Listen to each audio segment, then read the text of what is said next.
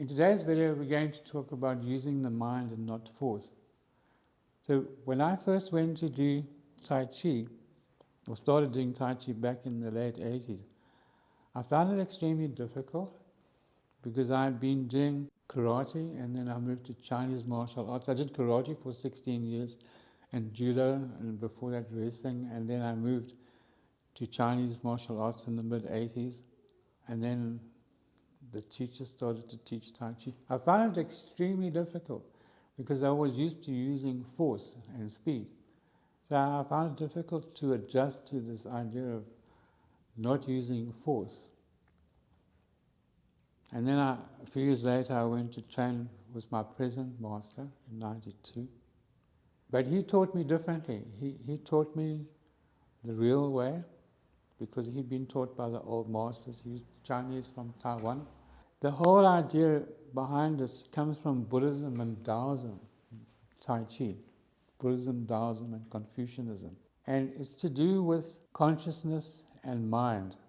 But it's not consciousness and mind that people understand in the West, through people like Jung and Freud and those guys. So that is what Tai Chi is all about. It uses the principles from Buddhism and Taoism and the idea and philosophy of consciousness and mind. So basically what you're aiming for is that you no longer physically do anything. Your self-nature from consciousness and beyond that mind takes over and does everything for you. So we go back to the source of our existence and our vitality, which is self-nature. So when we train according to the principles, what we're trying to learn is how to give up our normal reality using physical body and ego and judgment and life experience to do things.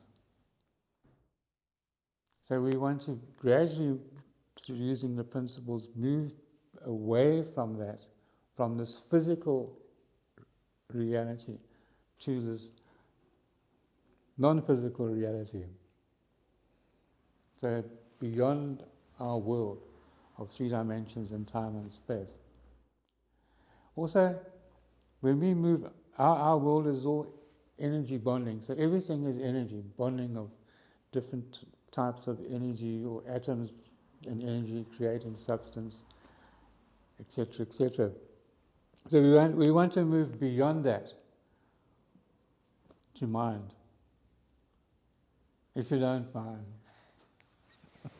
So coming back to how a beginner would apply this principle, take into consideration that the beginner to even intermediate would be still doing a physical practice. Yeah. So what is it that they can do to apply the principle to be able to get to this point of functioning from self-nature? We talked about in the previous video, it's stillness. So stillness means you are physically still and you don't keep trying to do things.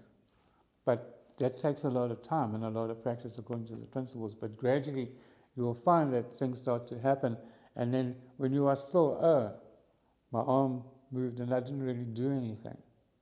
It just, when the conditions are right, and enough of them are together, working together, then it just happens. Okay, so can I take an example? Say, when you're doing the form, if you are, say, moving or transitioning from the back foot to the front foot, lots of people push. So it's a push from the back foot to the front foot, for example.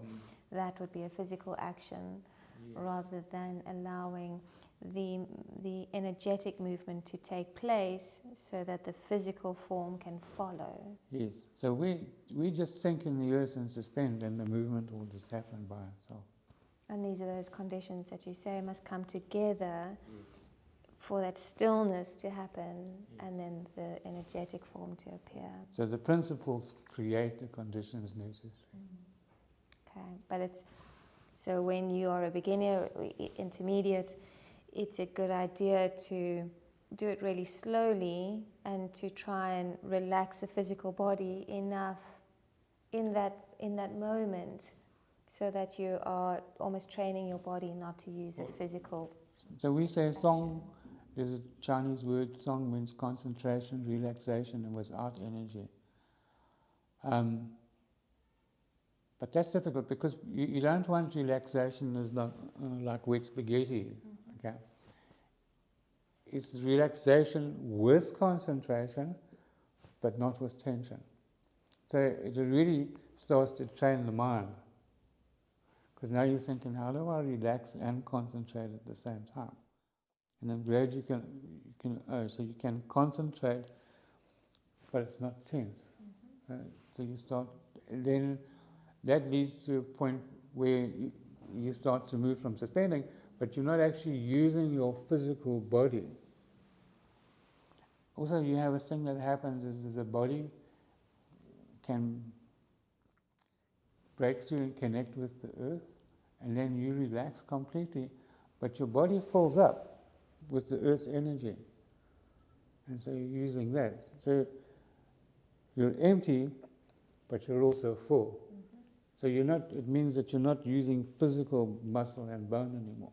You just filled up with this energy from the earth, because the earth supports us. But the actual physical body would be relaxed, yes, but strong. It must be relaxed, because then it means if you're using muscles, you're not relaxed. When you let go, then something else will fill in, or fill you up, as it were. But it's not to become completely limp or lump. It's just... Yes, exactly. So you can see a lot of people when they're doing Tai Chi, they're relaxing, they're going... It's not like that. It's not to collapse into oneself. Full is empty, empty is full. Yeah. You're welcome.